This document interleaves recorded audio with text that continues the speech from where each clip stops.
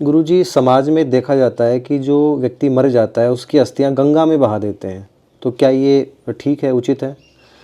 देखिए कि जो ये गंगा में या तो और नदियों में बहाते हैं, तो उसके पीछे लोगों के में कुछ ऐसा भाव होता है कि इससे जो मृतक व्यक्ति है, जिनका वो शरीर था, आत्मा तो चली गई है, अंत्येष्टि हो गई, अस्थियां हैं, तो उनको जैसे पुण्य मिल जाएगा, वो पवित्र हो जाएंगे और पाप उनके धुल जाएंगे। ऐसी जो मान्यता है वो ठीक नहीं है।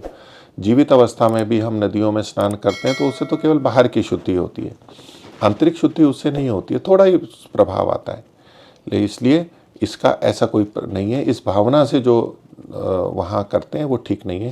देखिए, ये शरीर है, ये हमारे भूमि से प्राप्त अन्न जल से बनता है, हम आहार लेते हैं, विभिन्न चीज़ें होती हैं, तो ये भूमि से प्राप्त होता है, भूमि के ही तत्वों से बना है विभिन्न।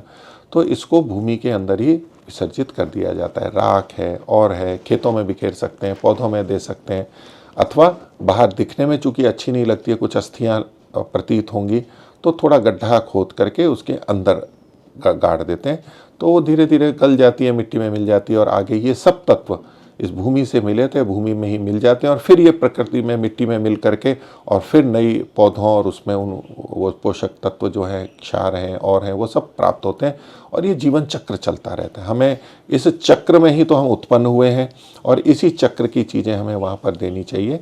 और नदियों में बहुत से लोग स्नान आदि करते हैं और वो जब चीज़ें रहें तो अच्छा प्रतीत नहीं होता है, तो हमें इससे बचना चाहिए, और भूमि के अंदर हम उसको दे सकते हैं, अर्पित कर सकते हैं।